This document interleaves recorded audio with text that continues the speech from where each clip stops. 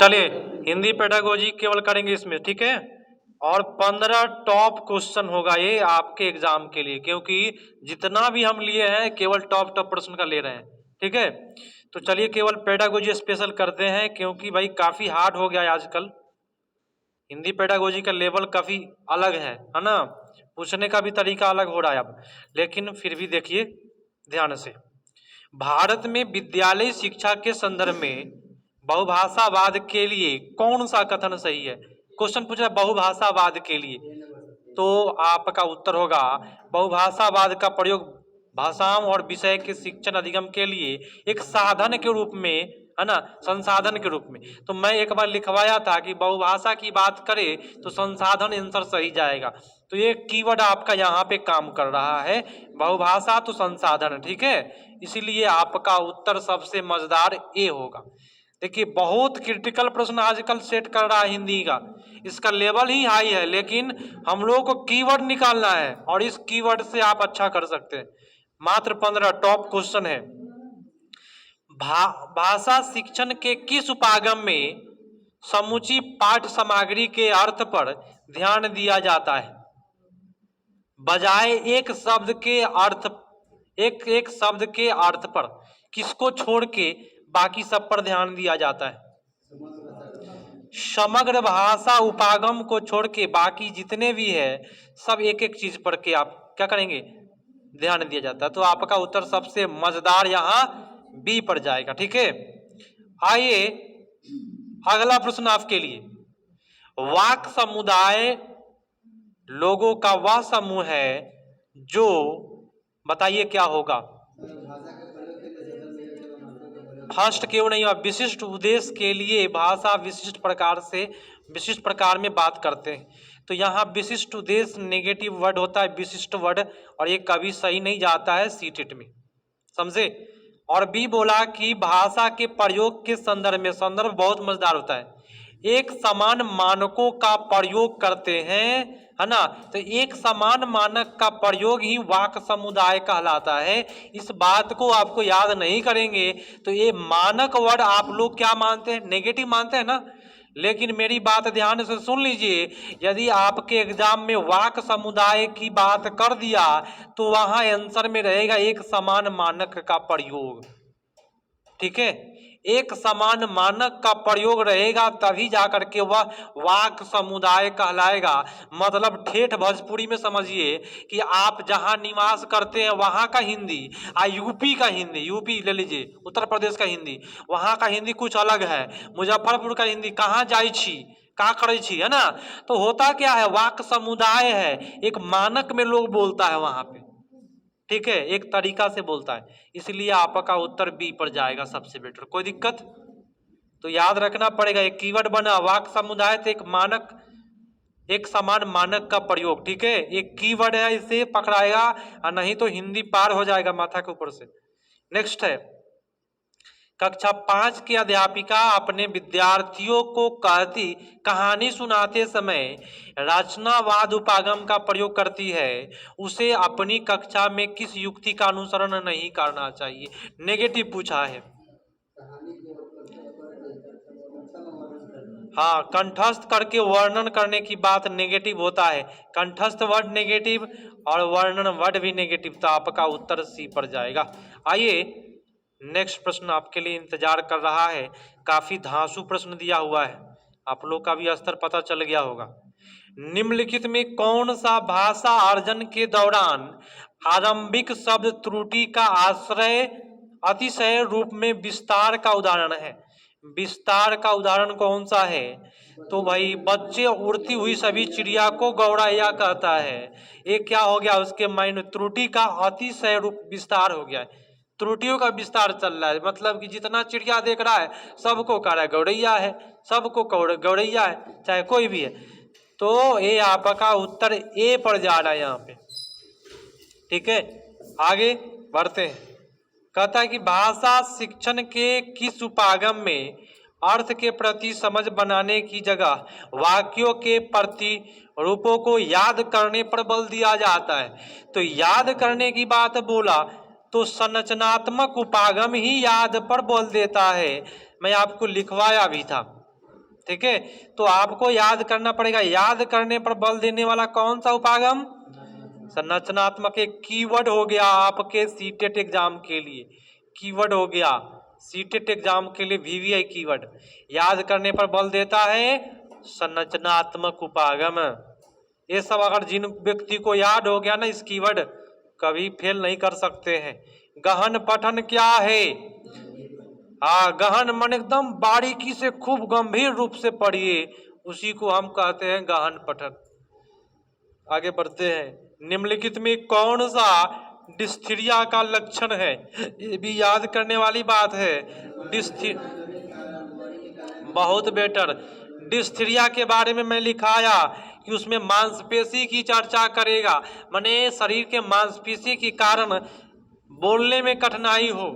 ठीक है, उत्तर आपका सी पर जाएगा, मजेदार उत्तर है। ठीक है, आगे बढ़े।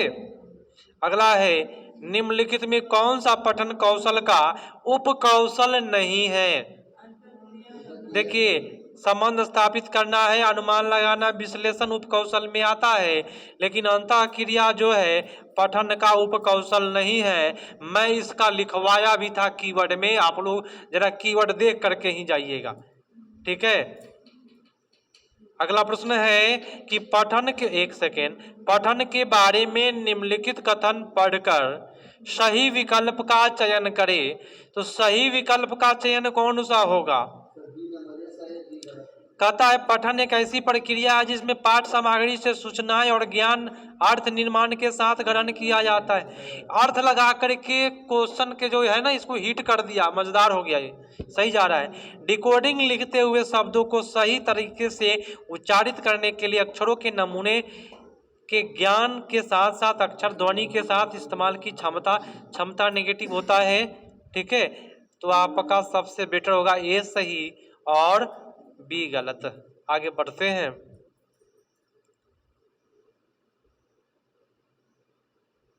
देखिएगा, काफी मजेदार सेशन है। कक्षा 2 की अध्यापिका अपनी कक्षा में मुद्रित समृद्ध परिवेश का सृजन करती है। मुद्रित समृद्ध परिवेश जानते हैं? जहाँ पे विद्यालय में जाइएगा तो कक्खा गगा लिखा रहता है ना दीवार पर, उसी को कहते हैं।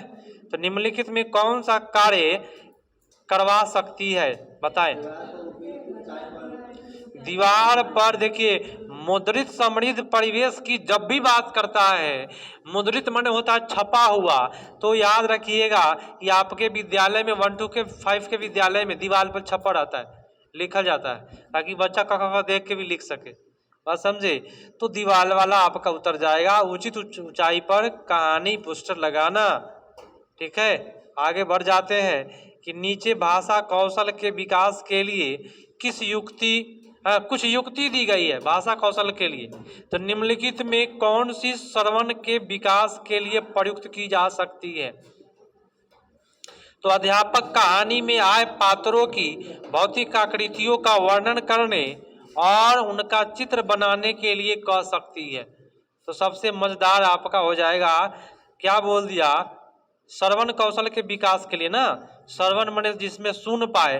तो क्या बोला कि अध्यापक कहानी में आए पात्रों का भौतिक आकृति बनाओ, माने टीचर जो है कहानी कहा, सही से सुना होगा तब ना चित्र बनाएगा भाई, इसीलिए आपका उत्तर ए पर जाएगा। नेक्स्ट है कि मनुष्य भाषा उसी प्रकार से सीखते हैं जिस तरह से वयस्क के अनुकरण और पुनर्बलन के माध्यम से अन्य दूसरे कौशल और क्षमताएं सीखते हैं। तो भाषा अर्जन का यह विचार किससे संबंधित है? देखिएगा, अर्जन की बात किया है तो ये व्यवहार पर निर्भर करता है कि कैसे व्यवहार के व्यक्ति अर्जन कर रहे हैं ना। तो आपका हो जाएगा व्यवहारवादी उपागम, मतलब अलग अलग व्यवहार के व्यक्तियों का अर्जन क्षमता अलग अलग होता है। ठीक है, उत्तर आपका सही पड़ जाएगा। नेक्स्ट है कि नोम चॉम्स्की ने यह विचार दिया था कि मनुष्य सहजात, क्या होगा? चॉम्स्की का डायरेक्ट कर भी सकते हैं, कीवर्ड बताए थे। हाँ, अर्जन की बात करेगा नोम चॉम्स्की। और अंतिम प्रश्न है टॉप 15 प्रश्न का, उसके बाद फिर से 15 पर आएंगे, 15 और कर लेंगे साथ में, कि बच्चों को अवकाश गृह के रूप में अपनी रुचि की कोई 10 कहानियां पढ़ने के लिए कहा जाता है। माने जब गर्मी का छुट्टी मिला ना तो 10 को कहानी पढ़ने के लिए कहा गया। तो भाई जब बच्चा 10 को कहानी पढ़ रहा है तो इस तरह से उन्हें क्या करने के लिए प्रोत्साहित किया जा रहा है? हाँ, तो 10 को कहानी जब पढ़ेगा, अपने लिखा हुआ है अपनी रुचि से, तो जब अपना रुचि से जब पढ़ेगा तो बच्चा खूब मन से पढ़ेगा, विस्तृत पढ़ेगा, पूरा पढ़ेगा। जब मन से पढ़ेगा तो ये 15 प्रश्न खत्म हुए। अगला 15 प्रश्न और निकाल लीजिए, नेक्स्ट वाला साथ में ही कर लेते हैं। चलिए 15 टॉप और कर लेते हैं। मजेदार बहुत चीज लिखने के लिए मिलेगा, सीखने को मिलेगा। निम्नलिखित में किस भाषा को अध्यापक की मदद से औपचारिक स्थिति में सीखी जा सकती है? औपचारिक स्थिति की बात, मेरी बात सुनिए। निम्नलिखित में किस भाषा को अध्यापक की मदद से औपचारिक स्थिति में, औपचारिक माने होता है विद्यालय में, तो भाई मातृभाषा तो हम जानते ही हैं। द्वितीय भाषा सीखेंगे भाई टीचर के मदद से, मातृभाषा थोड़े सीखेंगे। आपका उत्तर सबसे मजेदार बी पर जाएगा। नेक्स्ट कहता है रचनावाद उपागम संप्रेषणात्मक उपागम से इस मायने में भिन्न है कि यह मुख्यतः, बताए क्या है? रचनावाद और संप्रेषणात्मक उपागम, दो उपागम बोल रहा है, कैसे भिन्न है एक दूसरे से, बताए। देखिए रचनावाद जो होता है वह अर्थ पर बल देता है, जबकि ये जो संप्रेषणात्मक उपागम है अपेक्षा करता है कि नियम प्रक्रिया के दौरान सीखा जाए। ठीक है, तो यहाँ आपका उत्तर ए पर जाएगा। याद रखिएगा, रचनावाद की बात करेगा तो वह अर्थ पर बल देता है रचनावाद। ठीक है, तो आपका उत्तर सबसे मजेदार ए जाएगा।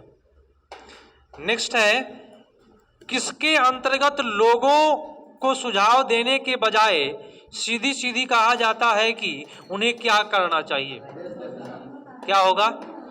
तो हम आदेश दे करके हम सीधे सीधे किसी को कह देंगे या सुझाव दे देंगे कि तुमको क्या करना है। ठीक है, तो आदेशात्मक उपागम में आ जाएगा। सीधे सीधे की बात जब भी करेगा आदेश में जाता है। आदेश कभी भी सीधे सीधे सामने में देंगे किसी को। चलिए अगला है कि जब आप किसी अभ्यास में या सामग्री में शिक्षार्थियों की आवश्यकता अनुसार आवश्यक परिवर्तन करते हैं, देखिएगा परिवर्तन की बात कर दिया तो 200% आंसर समायोजन जाएगा। समायोजन जब नहीं होगा तो उसका बाप का नाम है अनुकूलन। ठीक है, समायोजन का बाप का नाम क्या है? अनुकूलन है। याद रखिएगा, अनुकूलन का दो बेटा, एक समायोजन और दूसरा समावेशन। तो समायोजन जो होता है कहता है परिवर्तन करो, और समावेशन कहता है नो परिवर्तन, नो चेंज, तब समावेशन। बस समझे? आज जब दोनों नहीं दे तो बाप का मारिए। नेक्स्ट प्रश्न, योगात्मक आकलन बताइएगा। योगात्मक आकलन जो होता है वह सत्र के अंत में होता है। ठीक है, और जब अंत में होगा तो उसमें निर्णय लिया जाएगा कि आप पास किए कि फेल किए। बात समझे? सीटेट एग्जाम आप लोग सत्र के अंत में जा रहे हैं देने, रिजल्टवा जब आएगा तब ना पता चलेगा। अब माइंड में कभी भी सीटेट दीजिए एकदम 100+ एकदम माइंड में लिखा जाए, जब भी बार एकदम 100 लिखा रहे माथा में, एकदम करके आइएगा। शिक्षार्थियों को एकदम आएगा 100% आएगा। 100+ सोच के रखिए, पास 100% करिएगा। नेगेटिव सोचिएगा नेगेटिव जाएगा। शिक्षार्थियों को उपागम निष्पादन के बारे में निर्णय लेने के लिए प्रयुक्त विधि, हमारी बात सुन लीजिए। अगर कीवर्ड बनाना भी चाहते हैं तो योगात्मक की बात जैसे ही करेगा तो याद रखिएगा निर्णय वाली बात आएगी निष्पादन के बारे में। निष्पादन के बारे में निर्णय, बस यही इसका कीवर्ड बन गया। बात समझे? एक कीवर्ड कोई नहीं बताता है, पूरे यूट्यूब चैनल देख लीजिएगा, नहीं बताएगा आपको, ऐसा ही लेक्चर छोड़ते चल जाएगा। नेक्स्ट है किस उपागम के अंतर्गत किसी बच्चे को कई शब्दों की वर्तनी गलत लिखने के बावजूद भी उससे समग्र भाषा प्रयोग के लिए अच्छे अंक दिए जाते हैं। मतलब कि आपका बच्चा गलत भी कर रहा है लेकिन टीचर उसको नंबर देता है, काहे कि वो पढ़ाई नहीं छोड़े, हतोत्साहित नहीं हो, तो अच्छे अंक क्यों दिए जाते हैं बताए जरा।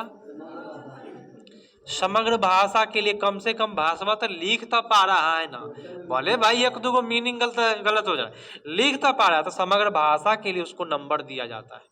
ठीक है, अब ये सब देखिए, समग्र भाषा क्वेश्चन में कहा और समग्र भाषा आंसर में कहा, तो मैंने आपको समझाया कि 98% सही हो जाता है, जो बात क्वेश्चन में वही बात ऑप्शन में, 98% सही।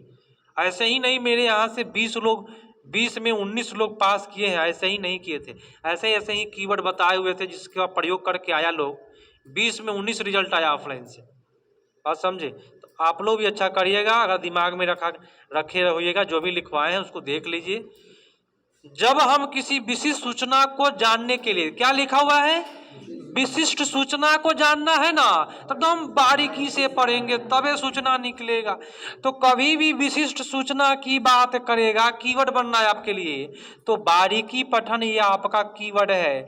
ऐसे ही रिजल्ट आया है मेरे यहाँ से 20 में 19, ये चीज मैंने कीवर्ड बताया है, जो पूरे यूट्यूब चैनल में कहीं भी नहीं बताएगा आपको। ठीक है, तो याद रखना है, विशिष्ट सूचना तो बारीकी। नेक्स्ट प्रश्न है, दो उपागम भाषा कौशल में कौन से शामिल है? भाषा कौशल में दो का आ रहा है, उत्पाद। उत्पाद माने जहां से निकलता है, तो निकलने वाली बात पहले क्या निकलेगा, बोली।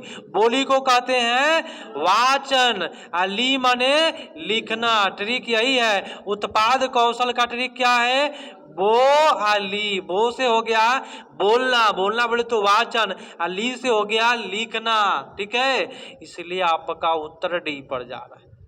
अगला है कि प्रथम भाषा वह भाषा है जो बच्चे डैश करते हैं, क्या करते भाई, बिना प्रयास किए आसपास के परिवेश से अर्जित करते हैं। याद रखिए, प्रथम भाषा बिना प्रयास के सीख जाता है, अगल बगल से सीखता है ना।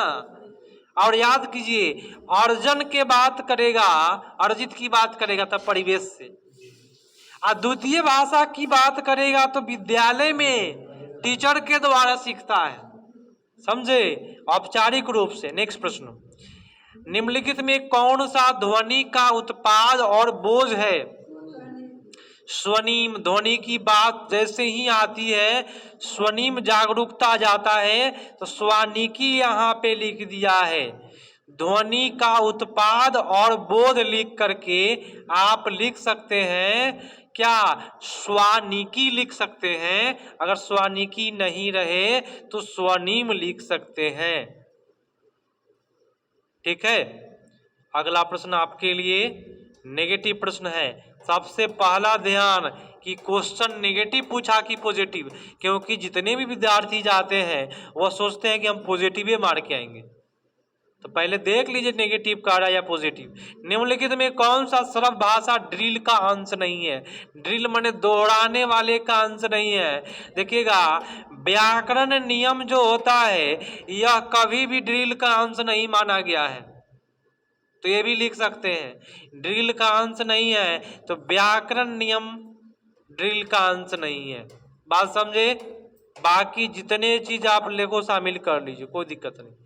तो ये आपका एक कीवर्ड होगा और इससे स्तर आपका बढ़ जाएगा पेडागोजी करने का, क्योंकि काफी टॉप प्रश्न पूछे जा रहे हैं हिंदी का।